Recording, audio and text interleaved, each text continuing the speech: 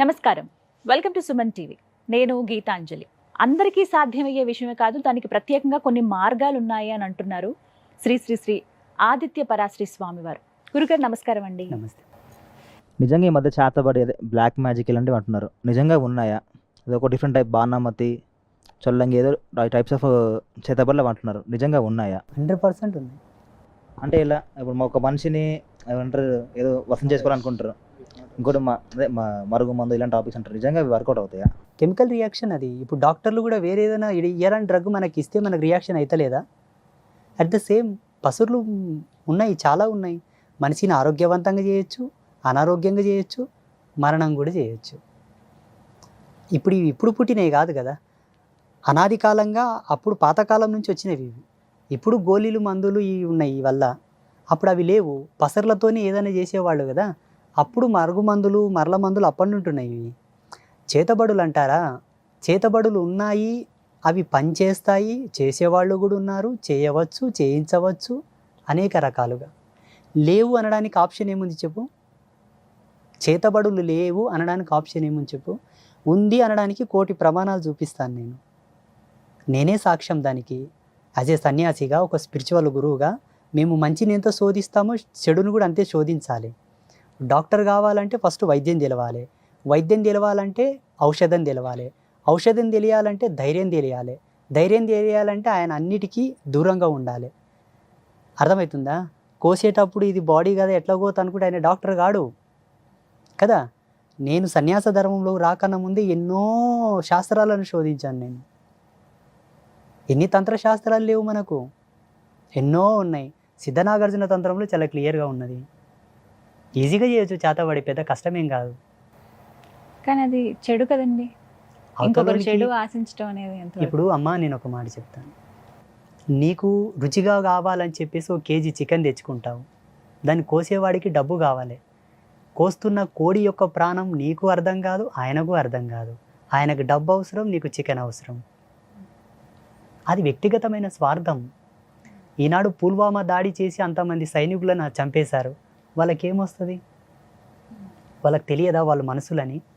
అయ్యో ఎట్లా చంపుదామని వాళ్ళకి తెలియదా? కానీ జరిగింది. ఇది వ్యక్తిగతమైన స్వార్థం, వాళ్ళ యొక్క దురాభిప్రాయం, వాళ్ళ యొక్క దురాలోచన. చేసేవాళ్ళు చేస్తుంటారు, చేయించేవాళ్ళు చేయింపజేస్తుంటారు. బలయ్యే వాళ్ళకి నేనేం చెప్తానంటే, చేతబడి క్రియలకు గురి అయ్యే వాళ్ళకి నేనేం చెప్తానంటే, ఏ ఇంట్లో అయితే రోజు ఉదయ సంధ్యలో దీపం వెలిగిస్తారో, ఏ ఇంట్లో అయితే రోజు సాయం సంధ్యలో దీపం పెడతారో, ఏ ఇంటి యజమాని వారానికి ఒక్కసారి అమ్మవారిని దర్శనం చేసుకుంటాడో ఆ ఇంటికి చేతబడు ఎక్కదు. సంకేతాలు ఏమైనా తెలుస్తాయండి? సంకేతాలు అంటే చూడమ్మా, ఎన్ని ఔషధాలు వాడినా ప్రభావం చూపనప్పుడు, మెడిసినల్ ప్రభావం మన బాడీ మీద పడనప్పుడు, డాక్టర్లు కూడా గ్యారంటీ ఇవ్వనప్పుడు, మేము మా వరకు ప్రయత్నం చేస్తున్నామండి ఇంకా బాగా అవ్వట్లేదు అన్నారనుకోండి, సంథింగ్ ఈజ్ రాంగ్. కుటుంబంలో కొన్ని అనూహ్యమైన సంఘటనలు జరుగుతూ ఉంటాయి. అటువంటప్పుడు విజ్ఞానవంతులైనటువంటి గురువులను కలవాలి. విజ్ఞానవంతులు, శాస్త్ర అధ్యాయం మీద పట్టున్న వాళ్ళు, మంత్ర సామ్రాజ్యం మీద పట్టున్న వాళ్ళని కలవాలి. అయ్యా మాకు ఈ సంకేతాలు వస్తున్నాయి, ఇవి ఎందుకు సూచన? ఈయన అడిగినట్లు పితృదోషాల, ఆయన అడిగినట్టు చేతబడుల, ఇంకొక అతను అడిగినట్టు పెద్దలు చేసిన పాపకర్మముల, తను చేసుకున్న పాపకర్మముల. జ్ఞానవంతుడైన వాడు, మంచి నిష్ణాతుడు దాన్ని విశ్లేషిస్తాడు, జాతక పరిశీలన చేసి ఇది ఇందు మూలంగా వస్తున్నది, నువ్వు ఇలా ఉండు, అంతే, తీరిపోతుంది. ఇంకా లేదనుకో, అవతలి వాడు స్వార్థపరుడైతే నిన్ను వాడుకుంటాడు తప్పిస్తే నీ సమస్యను వాడుకోడు. అర్థమవుతుందా? ఇప్పుడు జరుగుతున్నది అదే. అలా జరగడం బట్టే ప్రతి ఒక్కరు ఇప్పుడు ప్రశ్నిస్తున్నారు మాలాంటి వాళ్ళని, ఏమీ లాభం అయ్యా మీ నుంచి సమాజంకి అంటున్నారు. డైరెక్ట్ లైవ్లో మమ్మల్ని, మీ నుండి ఏం లాభం సమాజంకి అంటున్నారు. మేము చెప్పడం బట్టే కదా ఈరోజు పుష్కరాలు వస్తున్నాయని మీకు తెలుస్తున్నది. మేము చెప్పడం బట్టే కదా ఈరోజు మీకు గడియారం ఉన్నది. మేము చెప్పబట్టే కదా ఈరోజు మీకు క్యాలెండర్ ఉన్నది. మేము చెప్పడం బట్టే కదా మీకు గ్రహణాలు తెలుస్తున్నాయి. ఒకవేళ మా వల్ల మీకు లాభం లేదనుకుంటే ప్రపంచంలో ఉన్న ఆస్ట్రోఫిజిక్స్ అంతా కూడా డిస్ట్రాయిడ్ చేయండి, నిత్యనూతంగా ఒక క్యాలెండర్ ఆవిష్కరణ చేయండి, ఒక పంచాంగ రచన చేయండి చూద్దాం. మీకున్న మోడర్న్ సైన్స్ని అనుసరించి చేయండి. ఈరోజు పెద్ద పెద్ద యూనివర్సిటీలలో మన వేద విజ్ఞానాన్ని అనుసరించే రీసెర్చ్ చేస్తున్నారు. ప్రపంచానికి ఒక సందేశం ఇస్తాను నేను, పాశ్చాత్యులు ఈ దేశం మీదకి రాకన్నా ముందు విదేశాలలో ఏ ఒక్క ఆవిష్కరణ జరిగిందా? విదేశీయులు ఈ దేశం మీదకి రాకన్నా ముందు విదేశాలలో ఒక్క ఆవిష్కరణ జరిగిందా? తిరగలి కూడా లేదా ఆ దేశాల్లో, పిండి రుబ్బుకునే తిరగలి కూడా లేదా ఆ దేశాల్లో, తెలుసా? ఈ దేశం మీదకి వచ్చి ఇక్కడున్న కళాఖండములను, ఇక్కడున్న ధర్మశాస్త్రాలను, వేద విజ్ఞానాన్ని తీసుకెళ్ళిన తర్వాత వాళ్ళు రీసెర్చ్ చేసుకొని అన్ని ఆవిష్కరణలు చేశారు. ఇక్కడెందుకు కాలేదు గురూజీ అంటే ఇక్కడ దౌర్భాగ్యాలు చాలా ఉన్నాయి. 500 సంవత్సరాలు సుదీర్ఘంగా ఏడ్చినటువంటి మాలాంటి తాపసుల యొక్క ఆవేదనకు నిదర్శనంగా అయోధ్యలో రామాలయం కట్టించిన పుణ్యాత్మను ఓడగొట్టారు ఇప్పుడు ఉన్నటువంటి వాళ్ళు, ఇక్కడ ఉన్నోళ్ళు. ఇటువంటి దౌర్భాగ్యులు ఉన్నంత వరకు ఇక్కడ ఏ ఆవిష్కరణలు జరగవు, ఉన్నవే కూలగొట్టేస్తారు. ఇంకా అర్థమవుతుందా? అది సాధువుల వల్ల ఈ దేశానికి ఏ లాభం లేకపోవచ్చు, ఒక లాభం ఉన్నది. మానవుని పరివర్తనలోకి తీసుకొచ్చేది మేమే. నేను సన్యాసిని అయిన తర్వాత ఎంతోమందిని వ్యసన విముక్తుల్ని చేశాను, ఎంతోమందిని ఆల్కహాల్ నుంచి దూరం తీసుకొచ్చాను, ఎంతోమందిని ధర్మం వైపు నడిపిస్తున్నాను, జ్ఞానం వైపు నడిపిస్తున్నాను. నడవని వాళ్ళ పరిస్థితి ఏంటి? ఈరోజు మా పీఠానికి ఎంతోమంది వచ్చి అమ్మా, నన్ను చాలామంది అమ్మ అంటారు, అమ్మవారిలాగా అంటారు, స్వామీజీ కూడా అంటారు, గురూజీ కూడా అంటారు. మా ఆయన మద్యంకి బానిసై రోజు వచ్చి తాగి నన్ను కొట్లో కొడుతున్నాడు అంట. ఇప్పుడు ఎవరు బాగా చేయాలి ఆయనని? వైద్య రంగంలో మద్యం బంద్ చేయడానికి ఏ ఔషధాలు లేవు, ట్రీట్మెంట్ లేదు. మాకున్న స్పిరిచువల్ ఎనర్జీ నుంచే వాళ్ళని అవాయిడ్ చేసి బయటికి తీసుకొస్తాం. చాలామందిని తెచ్చాం. మాలాంటి వాళ్ళం ఉన్నాము కాబట్టి అక్కడక్కడ ఇంకొంతవరకు మంచిగా ఉందేమో అనుకుంటాను. తాయితులు సంథింగ్ అది కట్టుకుంటారు కదా, వాటి వల్ల ఏమన్నా ఎఫెక్ట్స్ ఏమన్నా ఉంటాయా? మొదట తాయిత్తు నిర్మాణం చేసే విజ్ఞానం ఉండాలి. ఏదో ఇప్పుడు ఏదో కట్టేస్తున్నారంటే నేనేం చేయలేను దానికి. తాయిత్తు నిర్మాణం వెనకాల మనకు మంచి క్లారిటీ ఉన్నది. తాయిత్తు ప్యూర్ కాపర్దై ఉండాలి, సిల్వర్దై ఉండాలి, పసిఫిక్ ఆఫ్ మెటలైజేషన్తో కూడి ఉండాలి. ధాతు శాస్త్రాన్ని అనుసరించి తాయిత్తు నిర్మాణం కావాలి. అందులో నిక్షిప్తం చేసే మంత్రం కరెక్ట్ ఉండాలి.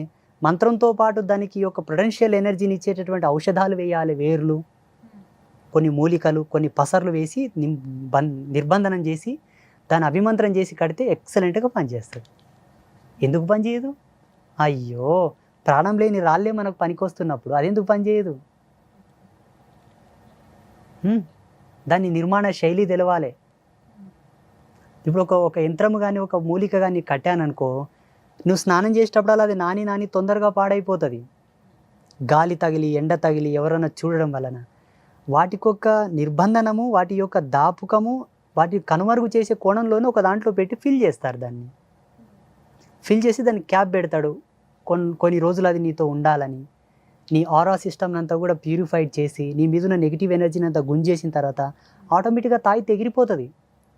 నీకు తెలియకుండా నీ ఏడను ఉసిపడుతుంది. అది తాయిత్తు చాలా పరమం, చాలా పవిత్రం. దాంట్లో చాలా వైజ్ఞానికమైన మూలం ఉన్నది. ఇప్పుడు తాయిత్తు అంటేనే భయపడతారు.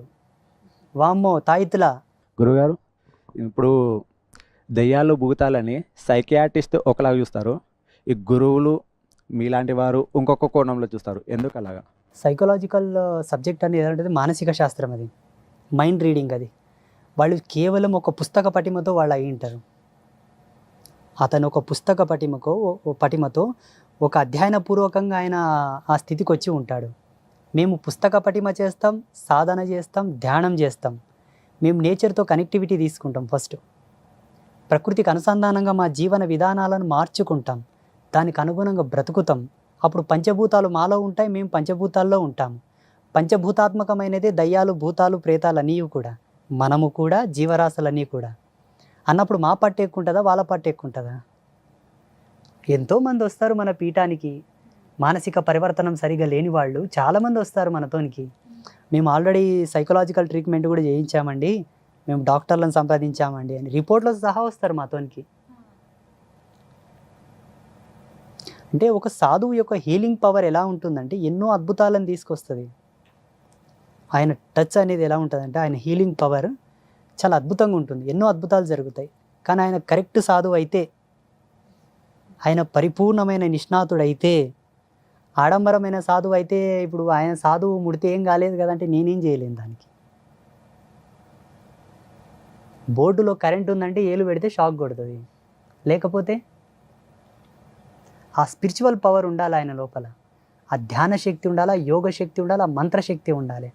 ఆ తపస్సు ఉంటే అద్భుతాలు జరుగుతాయి. సుమన్ టీవీలో మీ పర్సనల్ అండ్ బిజినెస్ ప్రమోషన్స్ కోసం కింది నెంబర్కి కాంటాక్ట్ చేయండి.